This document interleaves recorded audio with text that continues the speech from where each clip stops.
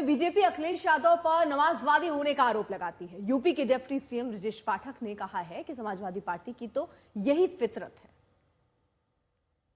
Samajwadi party का जो चाल चरित्र चेहरा है हमेशा संविधान विरोधी रहा है।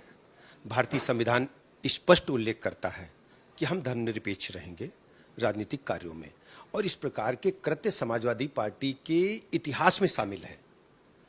आप जानते हैं, राम भक्तों पर, निहत्थे राम भक्तों पर इन्होंने गोली चलवाया। मां सरयू नदी को पूरी तरह से खून से भरने का काम इन्होंने किया, इन्हीं की पार्टी ने किया। और दूसरा सबसे बड़ी बात है कि आप जानते हैं, हमेशा जब भी बात आती है हमेशा ये टिल्ट दिखते हैं इन्हीं लोगों के साथ, नमाजवादियों के साथ। और मैं स्पष्ट रूप से कहता हूं, उत्तर प्रदेश जनता इन्हें पास से देख रही है, नजदीक से इनके आचरण को देख रही है कि किस ढंग से ये संविधान विरोधी कृत्य कर रहे हैं। नमाजवादियों से बैठ करके मस्जिद के अंदर क्या कर रहे हैं ये वो जाने, नमाज पढ़ा उन्होंने क्या किया, पूजा किया उन्होंने क्या किया ये वो जाने, लेकिन उत्तर प्रदेश जनता इनकी कभी वापसी होने नहीं देगी। ये हमेशा इस प्रकार का संविधान विरोधी कृत्य करते रहे हैं। हमने तो पहले भी कहा था कि जो राम का नहीं हुआ वो कृष्ण का नहीं हो सकता, और जो कृष्ण का नहीं हो सकता वो यदुवंशी नहीं हो सकता। और कल ही अखिलेश ने मस्जिद में बैठक की और आज ये बड़ा सियासी मुद्दा बन गया। यूपी से समाजवादी पार्टी और कांग्रेस के सांसद कह रहे हैं कि बीजेपी बेवजह सवाल उठा रही है। क्या पूरा प्रकरण था, क्यों मिलने गए थे, क्या वाकया था, ये अगर बता पाए आप। देखिए, ऐसा है, न कोई प्रकरण था न कोई वाकया था। वो हमारे माननीय सांसद हैं और वहीं रहते हैं, वहीं रहते भी हैं, तो कोई सांसदों का झुंड या कोई तैयारी के साथ नहीं।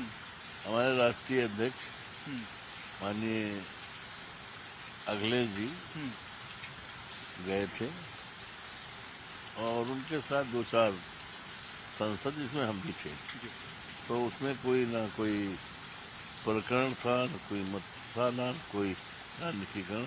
और अगर हमारे नेता अपने सांसद से मिलने गए या उनके यहाँ एक कप चाय पीने गए या शिष्टाचार बस गए, तो भाजपा के पेट में दर्द क्यों हो रहा है? क्या ये एक पॉलिटिकल प्रोग्राम था जिसको आप एक पॉलिटिकल रंग आप लोगों ने दिया? दिक्कत ये है कि भारतीय जनता पार्टी को सोते जागते केवल माननीय अखिलेश यादव जी नज़र आते हैं। जाहिर सी भी बात है, क्योंकि बीजेपी का अगर कोई डट करके मुकाबला कर रहा है भारतीय जनता पार्टी को, उनके इश्यूज पे, उनके जन विरोधी नीतियों का कोई मुकाबला कर रहा है, तो समाजवादी पार्टी और माननीय अखिलेश यादव जी आज देश के अंदर वाहिद ऐसे नेता हैं जो आगे बढ़ करके बीजेपी को मुंहतोड़ जवाब देने का काम कर रहे हैं। और जिस बात का आप जिक्र कर रहे हैं, सदन में हमारा प्रोटेस्ट चल रहा था, संसद 2 घंटे के लिए कार्यवाही स्थगित हुई थी। हमारे रामपुर के सांसद मोहबिल्ला नदवी साहब ने माननीय राष्ट्रीय अध्यक्ष जी को और उस समय जितने भी सदन में सांसद उपस्थित थे समाजवादी पार्टी को सबसे अनुरोध किया था कि बगल में उनका आवास है, चूँकि वो पेश इमाम भी हैं मस्जिद के, तो वहाँ पे चाय पीने का अनुरोध किया था। उस समय जितने सांसद मौजूद थे वो सारे गए थे उनके बुलावे पर, और वहाँ चाय पी और चाय पी करके और फिर पार्लियामेंट का जब कार्यवाही शुरू हुई उससे पहले हम लोग क्या मस्जिद में कोई? आप तो मंदिर के गर्भगृह में बैठ करके बात चले जाते हो पूजा के लिए, मिलने के लिए, तो आप दूसरे को, वो मस्जिद, हमारे सांसद भी हैं, मस्जिद के इमाम हैं, बारिश हो रही थी, वो अंदर कमरे में बैठ गए, जा करके बाहर निकल रहे थे अंदर कमरे में बैठ गए, तो इसमें उनको क्यों इतनी परेशानी हो रही? भाई आपको नमाज पढ़नी, आप भी आ जाओ, बैठ जाओ, आपको भी कमरे में बैठना, उनके कमरे में बैठ जाओ, उसमें आपको इतनी परेशानी क्यों हो गई? हर चीज को मुद्दा किस बात के लिए बना रहे भाई आप? उन्होंने कहा कि हम प्रोटेस्ट करेंगे और FIR भी दर्ज कराएंगे। देखिए, ऐसा है, जो इस प्रकार की बात कर रहे हैं, मैं फिर से ये कहूँगा कि ये वो लोग हैं जिनको कि इस प्रकार की राजनीति ही करनी है और इस टाइप की राजनीति से नए विवाद को जन्म देना। हमारे यहाँ पर जो ये लोग हैं, अगर इनसे आएंगे तो हमें तो कुछ कहने की जरूरत नहीं। जनता अपने आप पूछ रही है कि जब धार्मिक लोगों पर जब हमले हो रहे हैं तो तब तुम्हारी क्यों जुबान कम है? तब क्यों वहाँ पर तुम खामोश होकर के बैठ जाते हो?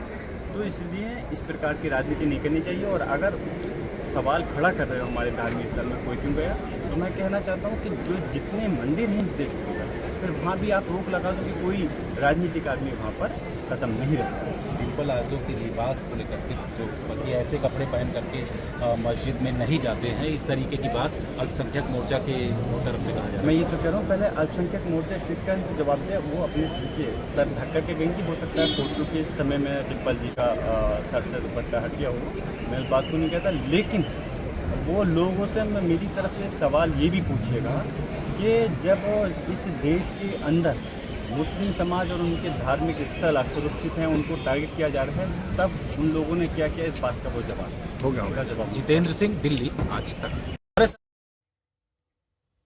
पीयूष हमारे साथ हमारे सहयोगी इस वक्त जुड़ चुके हैं। पीयूष, देखिए सवाल इसलिए है क्योंकि मस्जिद में इबादत करने के लिए जाते हैं, मंदिर में पूजा करने के लिए जाते हैं, लेकिन अगर चाय पीना है और फिर मस्जिद चले जाएं और बाकी लोग क्या करते हैं, मान लीजिए 2 घंटे के लिए स्थगित हो जाए सदन, तो सब कहां जाते हैं चाय पीने?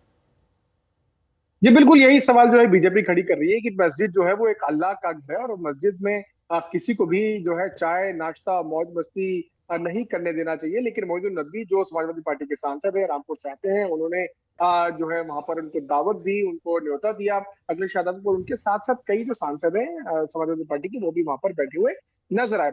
जहां तक सवाल है कि जब समय होता है 1 या 2 घंटे का, जब सदन स्थगित हो जाता है, तो उस वक्त कहाँ पर सांसद जाते हैं चाय पीने? तो संसद भवन के अंदर ही कैंटीन की व्यवस्था है, वहां पर चाय की भी पूरी तरह से व्यवस्था है। और अगर सांसदों को जाना होता है तो वहां पर जाकर आराम से कैंटीन बैठकर चाय पी सकते हैं। एक ये बता दें कि उस कैंटीन के अंदर मीडिया भी अलाउड नहीं होता है, तो सांसदों के लिए प्रॉपर स्पेस संसद के अंदर दिया गया है। लेकिन अखिलेश यादव ने जो है ये तय किया है कि वो संसद के बाहर बनी जो मस्जिद है वहां पर जाएंगे। वो वहां पर बैठे हुए हैं जहां पर इबादत के लिए लोग जाते हैं, उनके साथ कई सांसद भी बैठे हुए हैं और वहीं पर जो है चाय नाश्ता चल रहा है। इस तरह का आरोप जो है वो बीजेपी के द्वारा लगाया गया।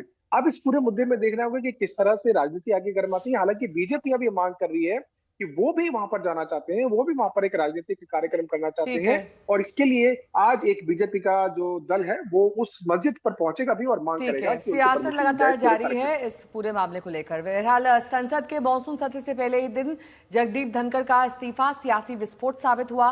धनखड़ अब उपराष्ट्रपति नहीं रहे, लेकिन उनके इस्तीफे पर विवाद का बारूद कम नहीं हो रहा है। विपक्ष ने सवाल किया है कि पद छोड़ा है या फिर इस्तीफा लिया गया है। बीमारी वाली दलील विपक्ष को पच नहीं रही है। इस मसले पर आज फिर संसद में हंगामा है, तो उधर नए उपराष्ट्रपति को लेकर हलचल है। नाम पर कयासबाजी है, तो चुनाव आयोग जल्द चुनाव प्रक्रिया शुरू कर सकता है।